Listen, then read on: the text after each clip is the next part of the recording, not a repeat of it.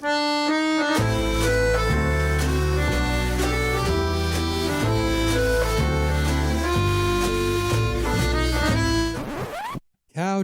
Capella.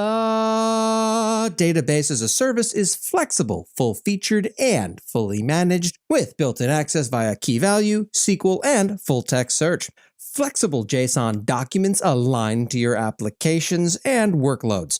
Build faster with blazing fast in-memory performance and automated replication and scaling while reducing cost.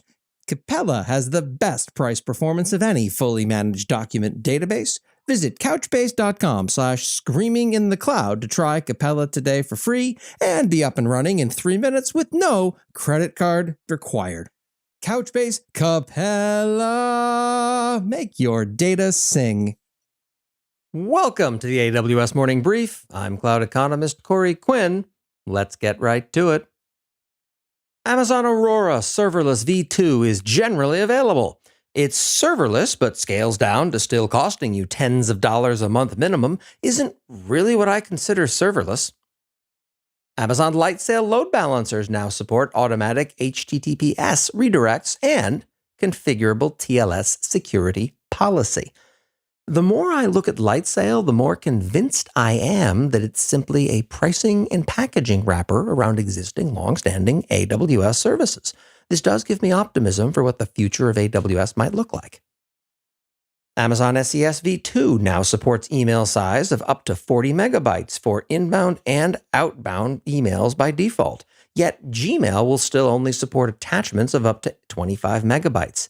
That'll be fun for some customers to troubleshoot. AWS Control Tower now supports Python 3.9 runtime. I've already updated to it. Ideally, AWS will now stop emailing me about outdated Lambda functions that an SCP prevents me from updating. AWS Launch Wizard now provides guided deployment of Microsoft Exchange Server. Much like Microsoft Exchange itself, wizards were all the rage back in the Middle Ages. Use IAM to control access to a resource based on the account, OU, or organization that contains the resource. Ooh, finally, the ability to easily express anything inside of my AWS organization, but nobody outside of it, in IAM. Implementing macOS build agents into TeamCity using Amazon EC2 Mac instances. People point out that the EC2 Mac instances aren't economically sound. In isolation, they're correct, but what that position misses is that being able to manage them with the same tools as the rest of your estate and not stuff hardware under people's desks adds value, and that value far exceeds the cost of a Mac Mini. Amazon MSK Serverless now generally available. No more capacity planning for your managed Kafka clusters.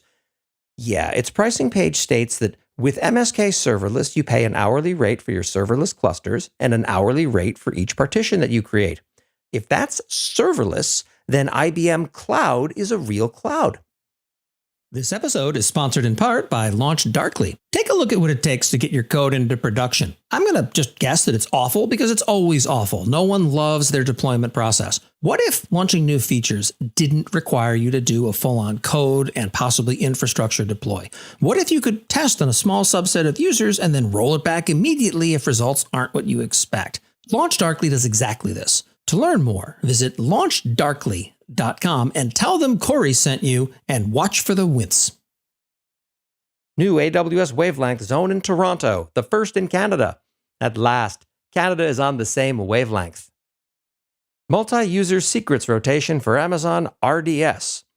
Secrets Manager is worth the money for secrets that require large-scale coordinated rotation of credentials. Look into it if that's you. Announcing Amazon CloudWatch for Ray. Do you think that maybe AWS services have gotten a bit too specific?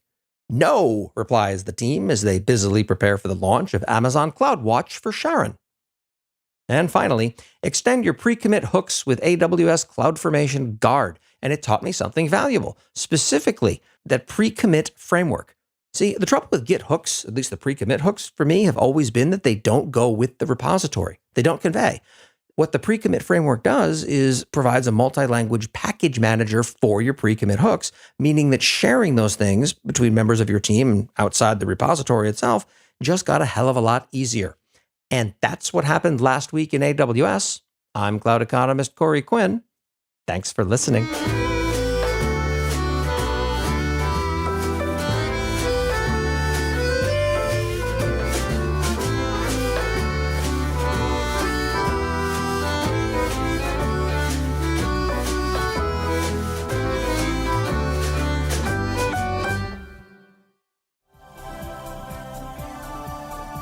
This has been a Humble Pod production.